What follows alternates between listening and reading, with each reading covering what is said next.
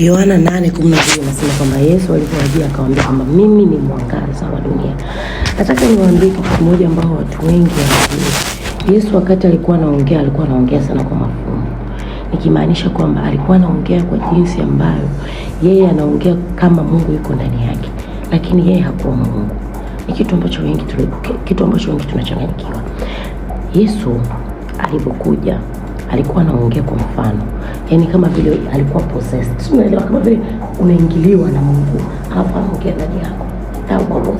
Lakini Yesu hajawahi kuwa Mungu. Tunakosea sana kwa sababu Mungu wetu amekuwa ni Mungu wa ulivu. Na anasema ni Mungu wa ulivu. Na ukisoma Biblia zake za 10 ya kwanza kabisa anakuambia ndimi Bwana Mungu wako, sababu Mungu mwingine. Ingia anakuambia mimi ni Mungu wa ulivu. Usichoke sana kupitia chochote kile wala kwa uli chochote kile. Nitaje mimi tu, jina langu tu mimi. Mungu anaishi. Na hata Yesu alipokuja, wale makuhani walimuua Yesu. Walimuua Yesu kwa sababu walikuwa ni wanasikiliza kwa pride.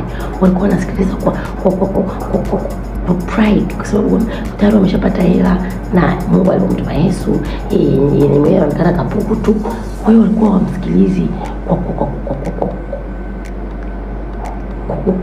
kwa kusikiliza kiroho, walikuwa wanasikiliza kwa macho ya mwili. Yesu husema yeye ni mwana wa Mungu, imaanisha Yesu ni mwana wa Mungu. Yesu alipokuwa anasema yeye ni mwana wa Mungu, maana kwamba kila mtu ni mwana wa Mungu. Kila mtu ana haki ya kuongea na Mungu. Makuhani walikuwa wanawanyanyasa watu, walikuwa wana take advantage kwa sababu wamepewa mamlaka, wanawanyanyasa watu, wanachukua hela zao, wanafanya nini kama inavyofanyika sasa hivi makanisa sasa hivi. Kwa hiyo Yesu aliuawa kwa sababu alikuwa anaongea ukweli.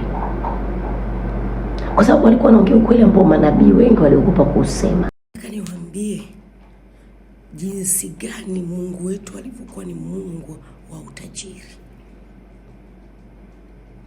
Kama bado unamtegemea Mungu, it has past years, hujafunguka bado, hujaona matokeo ya matunda ya kidunia kabla ya kiroho, huyo Mungu wako sio Mungu wa kweli.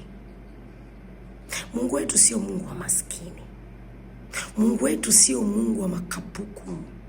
Mungu wetu sio Mungu wenye magonjwa. Ahadi zake ni za kweli. Mungu wetu ni Mungu wa utajiri. Hata kama ukiwa maskini hatakuacha ufe njaa. Uko na Mungu unaomba. Uko na Mungu unatanga. Usipende kumezewa. Katara ya kumezewa. Jifunze, elewa, usifuate mataifa. Sijui unaelewa. Sali kwa roho na kweli. Kimaanisha kwamba usisali kwa ajili taifa linakufundisha usali. Juzi nimetoka kuambia kwamba kueni na uchu na Mungu. Ukimjua Mungu utaujua ukweli na ukweli utakuweka huru. Na ukweli ukikuweka huru, umaskini utakuwa ndani yako, magonjwa yatakuwa ndani yako, stress, mateso yatakuwa ndani yako wakati uko hai, sio mpaka ufe. Ahadi ya Mungu sio ya kifo. Ahadi ya Mungu na wakati pia ukiwa hai. Eti uteseke duniani uende ukafurahia mbinguni. Upuzi yani, hapana. Namaanisha kwamba ahadi ya Mungu ukiwa uko hai pia. Kama ahadi ya Mungu haijatimika ukiwa hai, basi umekufa ndani yake. Maana nakwambia yeye akiwa ndani yako hai, hata hutoaibika. Sasa kwa nini wewe na Mungu afu aibika katika macho ya wanadamu? Hamjiulizi. Ukikaa na Mungu karibu, anakuambia yeye ni Mungu wa kila kitu, yeye ni Mungu wa utajiri. Atakupatia kila kitu. Yesu aliuawa kwa sababu alikuwa anaongea truth about God. Alikuwa anaambia watu jinsi ya kucommunicate na Mungu directly.